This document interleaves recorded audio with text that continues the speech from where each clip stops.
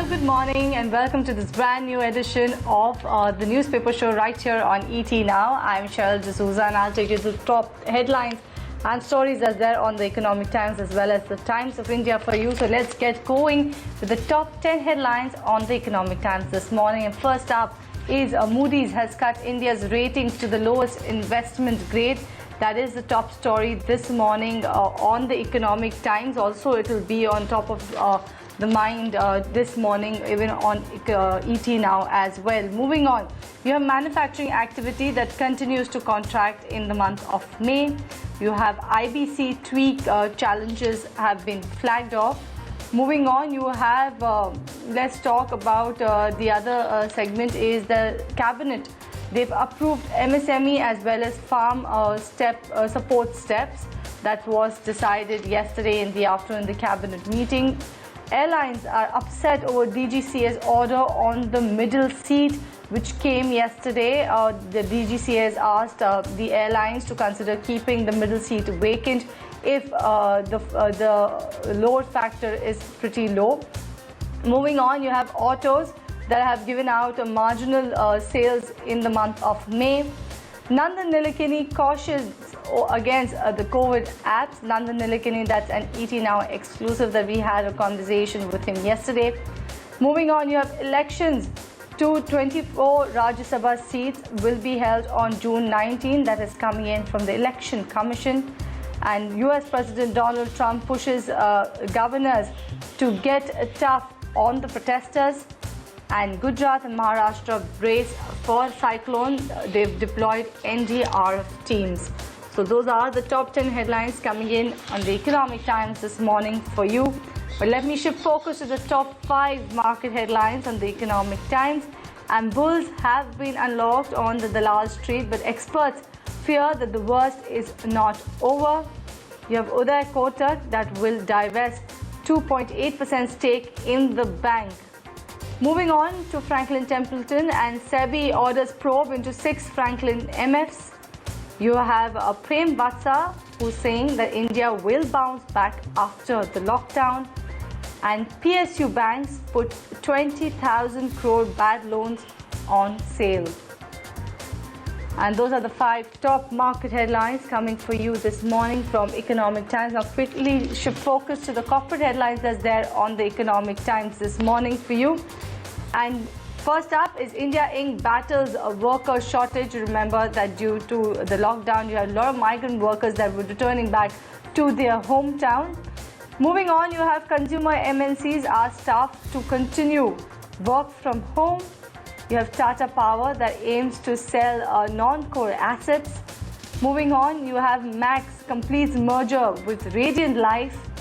And lastly, Adani Cos seek not to raise funds.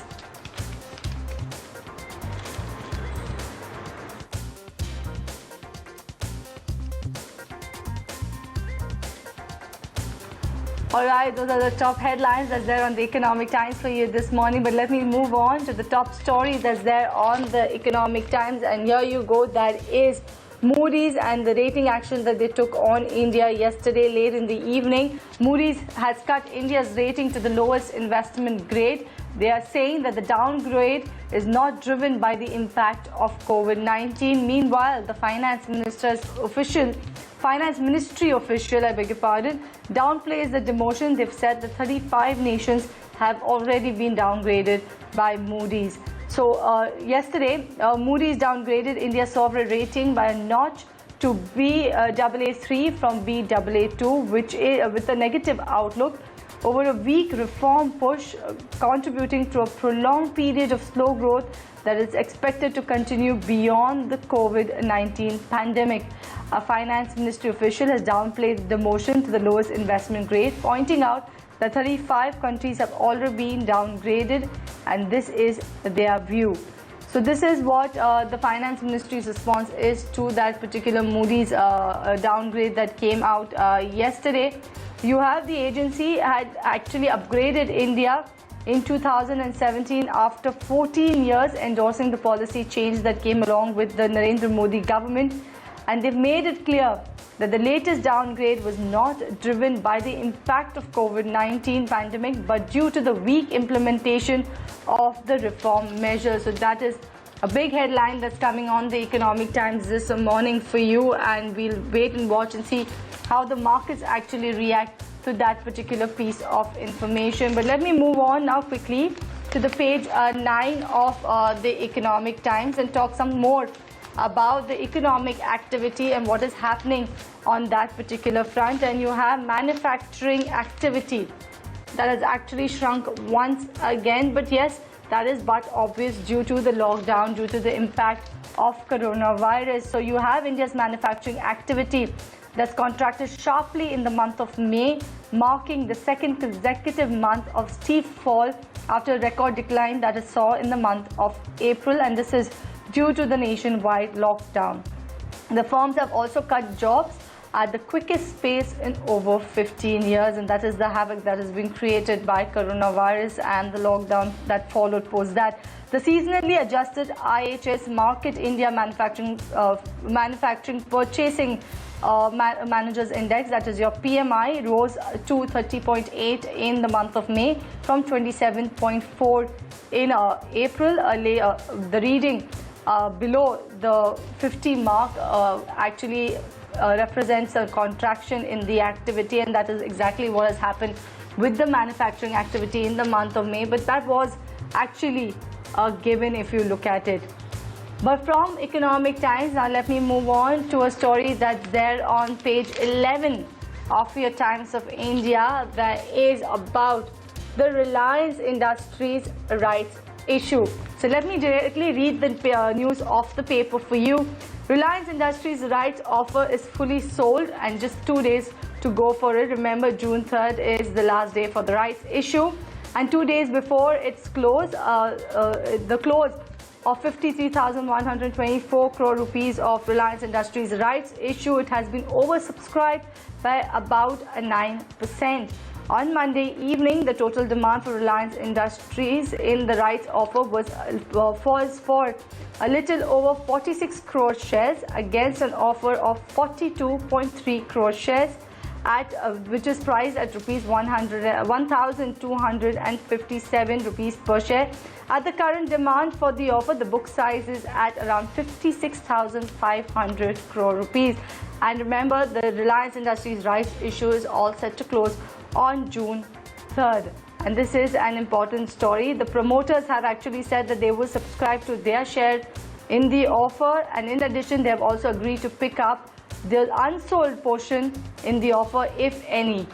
And like I mentioned, the issue will close on June 3rd, and 2 days before its close, the Reliance Industries rights offer has been oversubscribed by about 9%. So that is another top story and a stock to watch out for this morning as well. But let me shift focus from Reliance Industries right to Uday Kotak and Kotak Mahindra Bank. Uday Kotak will be trimming his stake in Kotak Mahindra Bank today. I have my colleague Vivek who's joining in with all the details. Vivek, take us through the details of how much stake will Uday Kotak offload this morning. An extremely important development as far as Kotak Mahindra Bank is concerned.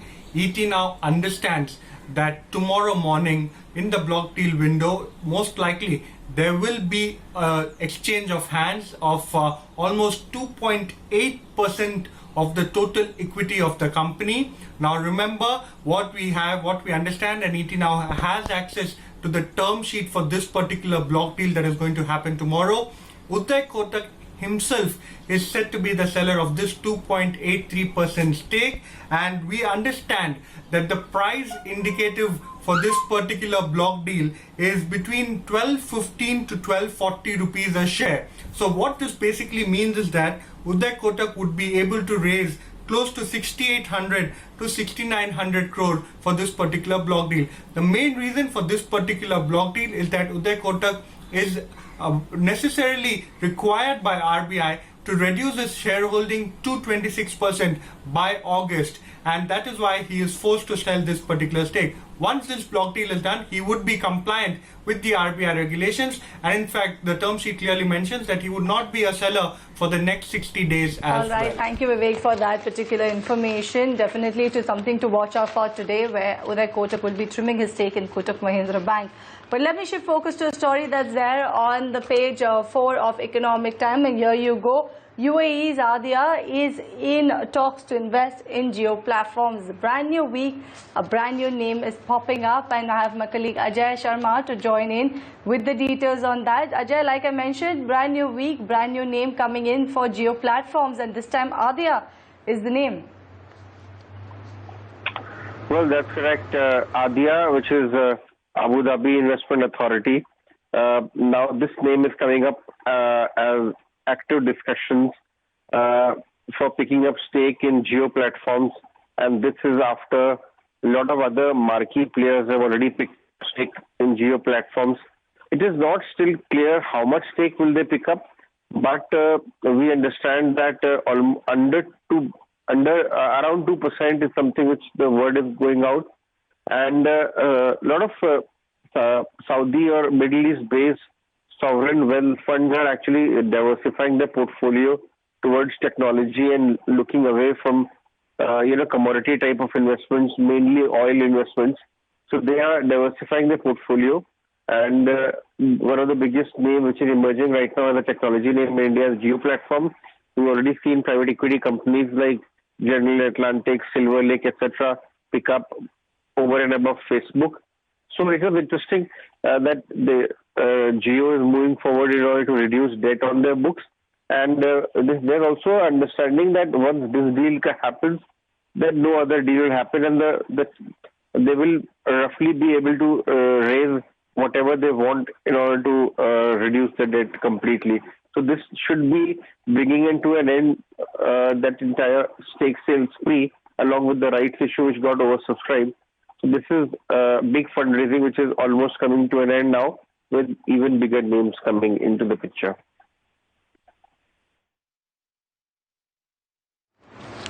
All right, Ajay, thank you for joining us for that piece of information on Geo Platforms. And Adia is in talks to buy a stake in Geo Platforms, and that is as per Economic Times reports. But let me move on to a story that's there on your ET Markets page, and this is the story that I'm talking about. The investors may get some money back in July. And what is this story all about? Just to give you a small gist before I move on to Jayesh, who will take us through the story, and that is investors in 2 out of 6 debt schemes that are being wound up by Franklin Templeton Mutual Fund could get as much as 7 to 9% of their money back by the first week of July. And that is some good news coming in for the investors of that particular mutual fund of Franklin Templeton. But to talk more on that, I have my colleague Jayesh standing by. Jayesh, take us through this story, more into the details of what this actually means.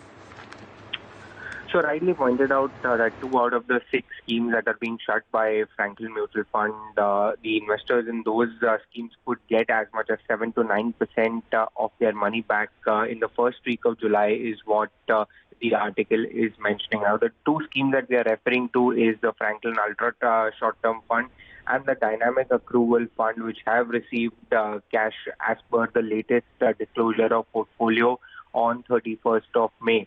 So the Ultra Short-Term Fund has a cash surplus of about 2.9% as of 31st May, and the Dynamic Accrual Fund has a cash surplus of about 4.48%. Now, what does all of this mean is that, or this indicates is that the borrowings that these 2 particular schemes had, those have been repaid, and that's the reason they have excess cash on their books at the moment. Now, all of this will depend on the repayment schedule, will actually depend on the outcome of the e-voting meeting, which actually Franklin Mutual Fund will be holding from June 9th to about 11th. So post the outcome, there will be a final decision, or it will be more clear as to when the investors can start expecting their money back, because after the approval has been given to wind down the schemes, the mutual fund can actually go ahead and sell the securities also in order to make the repayment. What will happen to the other 4 schemes is that the investors in those schemes will unfortunately will have to wait for some more time as the borrowings level continue to be high. But as far as these 2 schemes are concerned, because they are shorter term in nature, that's the reason that investors can expect their money to come back in a faster manner than the other 4 schemes. But like they say that maybe there is light at the end of the tunnel.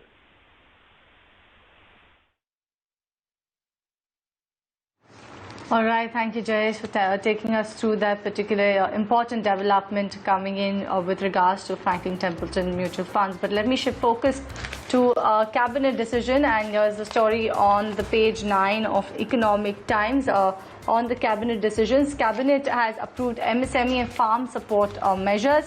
Also, the other decisions that they took yesterday was street vendor loan scheme has been approved, and Kharif minimum support prices also have been raised. So let me take you through what's written in this small snippet over here. You have a roundup of what the decisions were all about. So you have cabinet on the MSME front, threshold for medium enterprises have been raised further. The export not to be counted in MSME turnover limits. Also you have working MSMEs but classified NPA eligible for the funding. Also, they've said the listing of MSMEs to be encouraged. Moving on to what's the support coming in for the farm sector. The MSME on all 14 Kharif crops have been raised.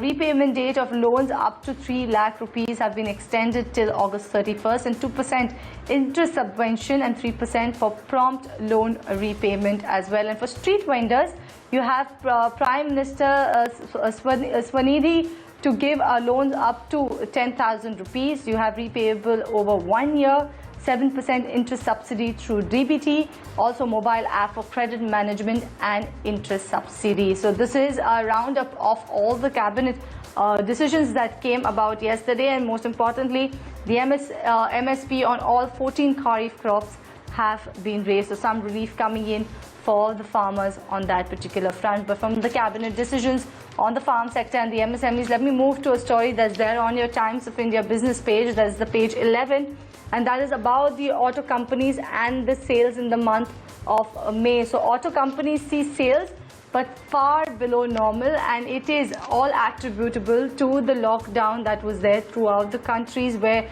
the productions had been altered, and definitely the sales also have been seen a decline. So after recording 0 sales in the month of April, the auto companies definitely logged in some minute amount of sales in the month of May, as movement restrictions started to ease and retail points began to function at certain locations. However, a quick recovery is still a long distance away, and the numbers of May were way lower than what was usually sold in the month in the pre-virus period, and that is but obvious considering the way how the situation has been. So definitely a very, very marginal uptick coming in for auto companies in the month of May compared to April, where they had 0 sales, but nothing close to the pre-virus era. But let me now shift focus now from the auto companies to the banking space, and there is a story that's come on the Economic Times, and that is there on your Economic Times page 8. That is no IBC and COVID NPAs coming. PSBs may sell 20,000 crore rupees of a bad loan. So what is the story all about? What does this actually mean, and why the PSBs are taking this particular step? I have my colleague Poonam joining in with all the details of the story. Poonam, good morning. Take it away. Well, the finance minister recently announced suspension of IBC cases, and this has led to quite a few questions unanswered. One is, how would we differentiate between a COVID loan and a non-COVID loan? Secondly, if at all a company is insolvent, will that insolvency be allowed to continue, and several other questions. Some of the experts also do state that Finance Ministry probably should have taken on board experts as well before announcing such a decision. Having said that, the banks really have good amount of loans worth 20,000 odd crore. These are pre-COVID loans, which are yet to be dealt with, while the bankers have made good amount of provisioning towards these loans. These loans are yet to see resolution. As such, because of the IBC suspension, bankers do think that probably they would want to go ahead and sell the loans to ARCs depending upon the response from the ARCs. Now look at the quantum. The entire banking system has nearly around 10% of loans as NPAs, and this is likely to rise to nearly around 11.5% on account of COVID. As a result, bankers do want to avoid more provisioning and more pressure on the books, and hence they do want to sell loans like a Reliance Naval, a Reliance Communication, Amtech Auto, Vidicon Industries. The question is, will we see good response from ARCs going ahead for these loans? All right, thank you, Poonam, for joining us with that particular story and taking us through what it means actually and why the PSBs are taking this particular step. But let me shift focus to a story that is there now on the Times of India on page 12 of Times of India right here on the right side bottom page, and that is monsoon has hit Kerala. The forecast for monsoon is a normal. That's the word coming in from the IMD, the Met Department. They're saying the southwest monsoon hit Kerala on Monday. On its normal date of the onset, they're saying they're forecasting an above normal rainfall in North India, including Punjab, Haryana, Uttar Pradesh and Delhi, and normal seasonal rainfall with various geographical variations during the month of June to September period. The forecast also shows West Bengal, Bihar, Jharkhand and northeastern states may get less rainfall than the rest of the other regions, but they won't face a deficient rainfall scenario. But for now, if you see IMD, they're definitely forecasting a normal rainfall this season for us, and monsoon has hit Kerala. But let's talking about Maharashtra and Gujarat coast. There have been warnings of a cyclone which is all set to hit on June 3rd. So that is the update coming in from the monsoon front. And let me shift focus now to an important story and a big voice that's there on the page 6 of Economic Times, and that is Nandan Nilekani. It's an excerpt of the interview that he had with Economic Times yesterday. And Infosys chairman Nandan Nilekani has cautioned the contact tracing apps run the risk of increasing state power and must be rolled back once normalcy returns. This is what he spoke in an exclusive interview with ET Now with Chandra Shrikant, and that is there on the page 6 of your Economic Times. He's also stressed the need to protect lives and livelihoods as India eases the lockdown. So here is an excerpt of the exclusive conversation. Listen in. By not having big events. But within that, I think we need to look at how to start things all over again. And I think we are on the right track to do that. Right. Anything specific that you can add to that in terms of what was missing so far, what needs to be done? Well, I think testing can be scaled up. I think we have largely done testing in the public sector. But we also have, I think, a lot of very quality labs in the country, private labs. And they can, today, as you know, the Supreme Court upheld the decision for the payment of the private labs from the Ayushman Bharat scheme, which covers 500 million people. And therefore, I think using the private lab ecosystem to increase the testing so that the combined, because everybody has to come together in this situation. So if the combined government and private lab testing goes to still 100,000, I think that would make a big difference. The second thing is it's not just testing alone. It's also about contact tracing, making sure people go into quarantine, either institutional quarantine. And with that, a wrap on this edition of the newspaper show. But stay tuned, more news and updates coming on ET Now.